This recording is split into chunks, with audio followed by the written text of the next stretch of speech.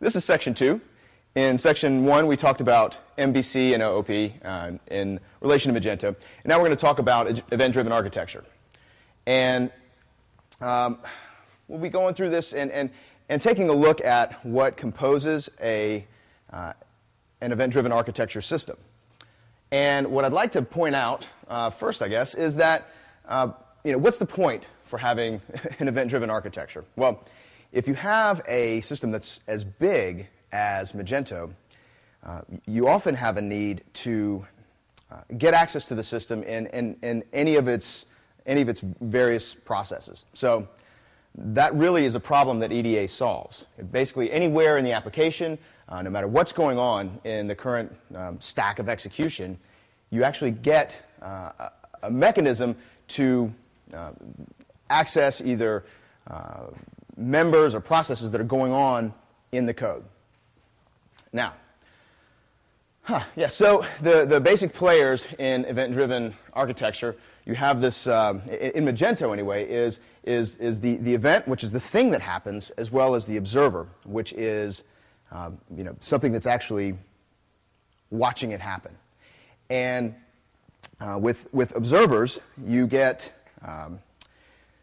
with the observers, you get access to again that point in the code that you really need access to, regardless of anything else that's going on. So that has some strengths and some benefits and some real weaknesses that we'll look at the end of the lesson. Let's see. Now, probably the big characteristic though of this implementation in Magento is that you have this system that pushes the events. Basically, you have something that says, "Hey, this is happening." As opposed to other systems, another approach could be a polling system, which would be from the outside saying, "Hey, is this happening? Hey, is this happening?" Well, you couldn't do that in Magento. There's tons of observers, and that would be incredibly inefficient. So what Magento does is actually just say, "Hey, this is going on, and let me give you the key players that are happening right now." So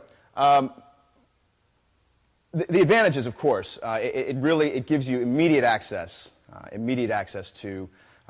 Say you're in a checkout. It might give you access to the customer object. It might give you access to the quote.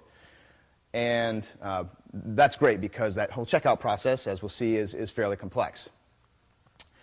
You can really spend probably the least amount of time doing EDA as far as making something happen. But the drawback, of course, is that because it's so disconnected from the logical flow, well, guess what? It's really complex in that you can have several different events firing at any given time, any number of observers observing those events, changing data, doing things, and you don't necessarily know the order that they're going to happen or necessarily what's going on. It may not be immediately apparent from stepping through the code. So it's just another place that you have to debug. That's the big disadvantage. So, and then the other disadvantage, of course, is that having this event-driven architecture, having this system dispatching events, checking to see if there are any observers, well, it's just more processing load. So, this is one of my favorite slides, actually, in this entire course, and it's really because this is exactly what happens in Magento. You have the execution stack, and then along the way, well, you'd have any number of events firing. There are lots and lots of events. But typically what happens is the event is dispatched, and the event architecture will basically check the configuration to see if there are any observers. In this case, there's several observers, and you can have any number of them. And what happens generally are the key pieces of data, the key objects, are passed in here, and then each of these observers may or may not do something to it. May interface with a remote system, who knows? So the big point that you should take away here is that you have these observers, and they're all sequential. So basically, the execution flow jumps from here to here, and then sequentially through all of these. Now, of course, if you have a fatal error, you're going to die. It's not like this breaks and you just go back here and go on your merry way. So if you have an observer that's working again, in checkout, you have to be really careful, because if something goes bad, people can't buy things, and your customers are going to be really upset. Okay, so this is one of our favorite exercises, And it really, I think it drives home this concept, because one of the big things that we see in this course is a confusion about actions and events.